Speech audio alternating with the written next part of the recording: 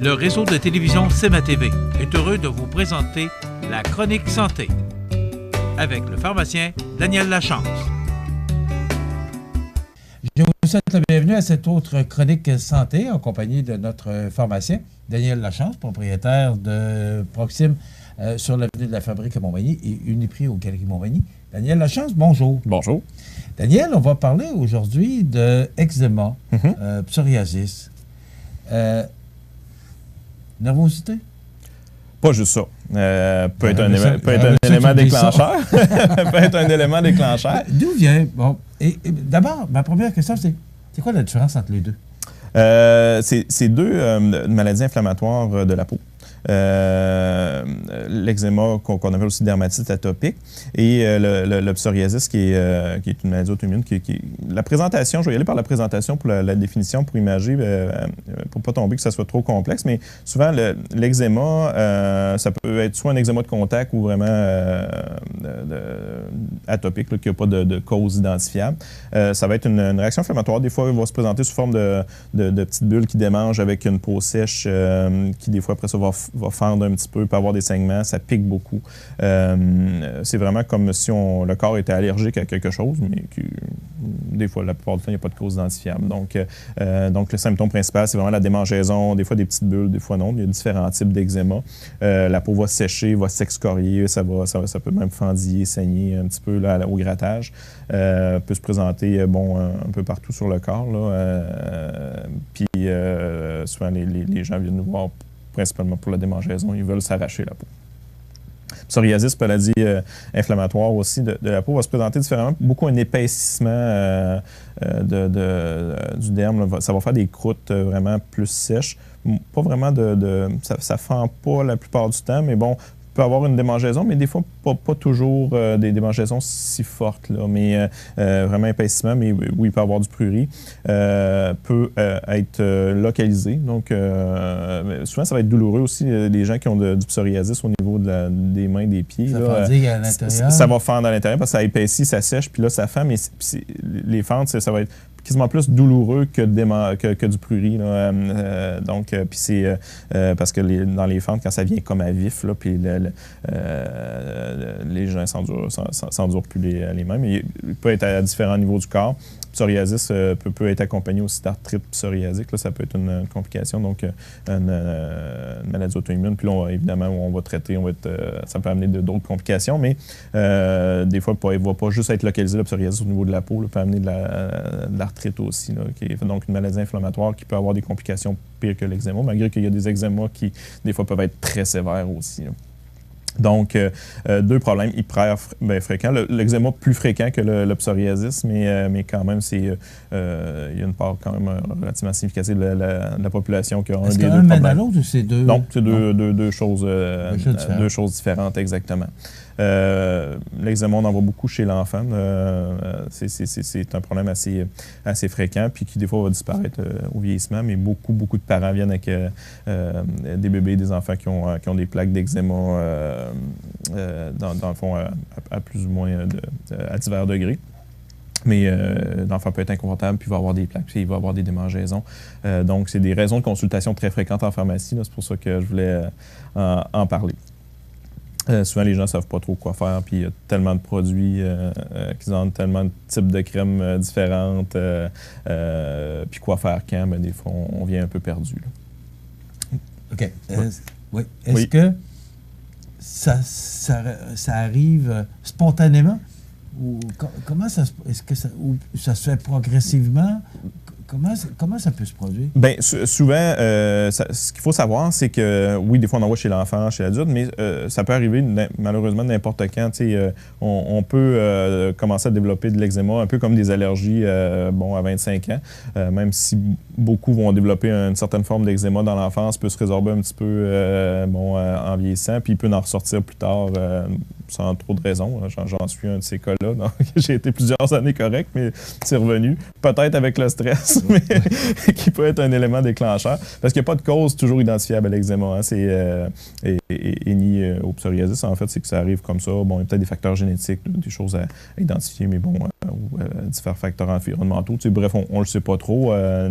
Mais des fois, ça peut être un eczéma qui est en réaction à un contact, à quelque chose qu'on appelle la dermatite de contact, mais la plupart du temps, c'est on a des plaques d'eczéma qui sortent. Souvent, ça va sortir relativement localisé. Puis bon, chez certaines personnes, vont avoir des plaques très localisées, relativement toujours au même endroit qu'on va être capable de contrôler. D'autres, ils vont avoir des plaques plus diffuses. Puis ça peut sortir n'importe où, puis ça peut devenir sur des étendues assez grandes, puis être encore plus incommodant. Donc, ceux-là, ça va être important de bien le contrôler, parce que, évidemment, à la longue, l'eczéma, si ça fend, qu'on gratte, tout ça, ça peut surinfecter puis causer des complications. Là. Donc, chez l'enfant, ça peut avoir de l'impétigo, qui est une infection bactérienne qui se mêle de ça. Puis, donc, c'est pour ça qu'il faut intervenir. Il ne faut pas laisser l'eczéma aller comme ça, puis, parce que ça peut amener des complications. OK. Maintenant, comment on fait pour différencier un de l'autre avant de consulter? Bien, souvent, moi, je fais de l'eczéma. Ben non, par exemple, si vous avez des plaques qui démangent, c'est ça.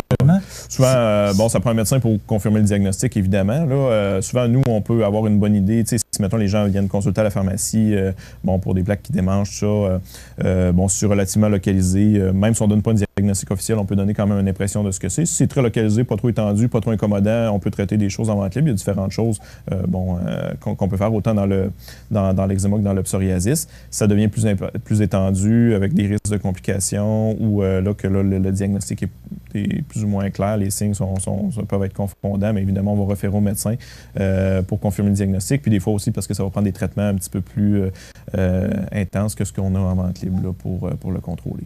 Et ça se traite comment? La base, on va commencer maintenant par l'eczéma. Certaines choses peuvent être communes aux deux maladies, mais pour ce qui est de l'eczéma, il y a une très grande composante de sécheresse de la peau. D'ailleurs, il y a des gens, des fois, qui pensent qu'ils font de l'eczéma, puis ils ont juste la peau extrêmement sèche, tellement sèche qu'ils ont des lésions de grattage, mais c'est pas... C'est à cause qu'ils se grattent, pas nécessairement des lésions d'eczéma, c'est pas fendu. Exactement, ils ont la peau extrêmement sèche. Et dans l'eczéma léger, des bons hydratants peuvent être suffisants. Donc, si les lésions ne sont pas trop excoriées, c'est vraiment, on voit qu'il y a une composante sèche qui est là, puis une démangeaison qui est modérée. On va commencer avec des hydratants. Il y en a des meilleurs que d'autres. La liste d'hydratants disponibles en pharmacie est longue de 4 pages. Donc, souvent, dans l'eczéma, on aime beaucoup les crèmes à base de céramide. Là, il y a CeraVe, Cutibase. Il y en a des nouvelles compagnies aussi qui en mettent parce que, les crèmes à base de céramide vont aller pénétrer beaucoup plus profond dans le derme puis les eczémateurs ont une déficience en céramide importante. Donc, on va se tourner vers ces crèmes-là la plupart du temps dans l'eczéma. Mais il y a tellement de produits que des fois, c'est plus facile de demander aux pharmaciens là, pour s'y retrouver parce que c'est facile d'être perdu dans le rayon des crèmes, mettons.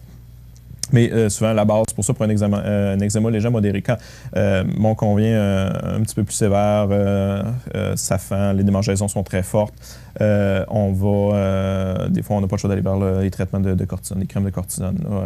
Il y en a des faibles en vente libre. Fait que pour comme je dis, un eczéma qui est jusqu'à modéré, mais qu'un hydratant n'est pas suffisant, des fois, on peut traiter en vente libre avec les crèmes de cortisone qu'on a de disponibles. Mais évidemment, là, si on penche vers l'eczéma sévère, puis on suspecte que nos produits vente libre ne seront pas suffisants, mais là, on va référer à ce moment-là au médecin.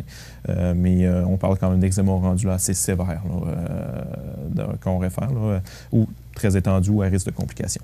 OK. Même chose pour le psoriasis? Psoriasis, différent.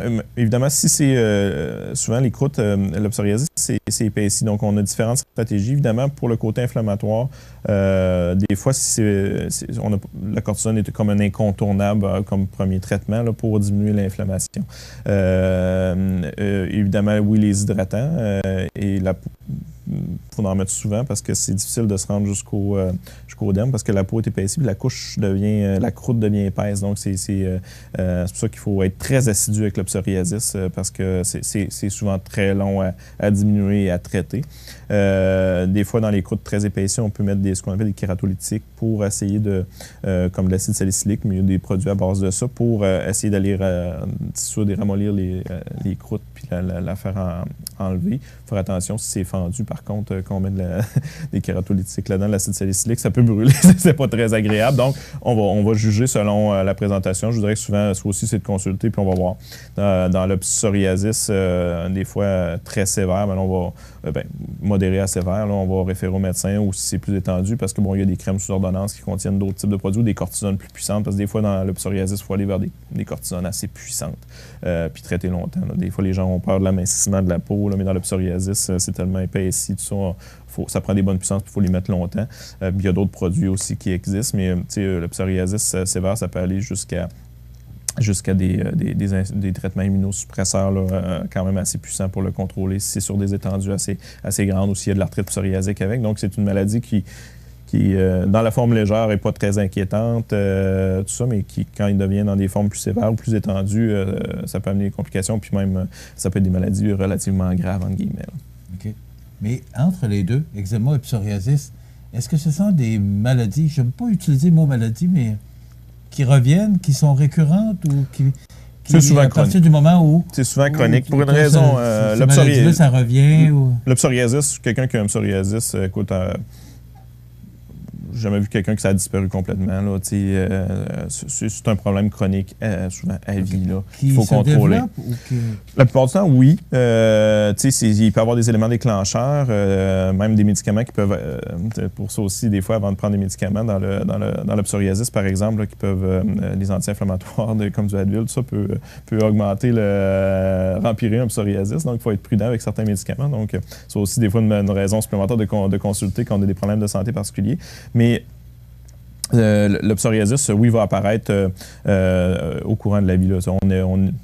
On n'est pas avec le psoriasis. Là, ça va sortir souvent, soit à l'adolescence, même les adultes peuvent commencer à en développer là, dans la vingtaine, la trentaine. Ça peut arriver. Des fois, on va commencer un nouveau médicament qui va...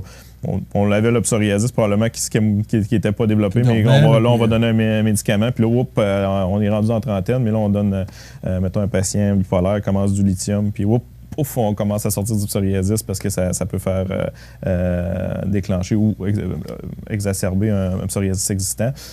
Donc, il y a divers facteurs qui peuvent influer pourquoi ça sort plus ou moins tard, mais oui, ça se développe. Puis une fois que c'est là, habituellement, il est là pour toujours. On vit avec. L'eczéma peut varier dans le temps. Donc, souvent, les gens vont être eczémateux comme ils vont être allergiques à vie, mais pour des raisons un peu nébuleuses, il y a des moments dans la vie où ça peut être pire, où les gens vont avoir plus de difficultés à contrôler leur eczéma, puis des grands moments où tout ça va aller mieux. Donc, on traite au besoin, mais la plupart du temps, c'est des problèmes qui vont être là de manière chronique, pas mal tout le temps dans la vie.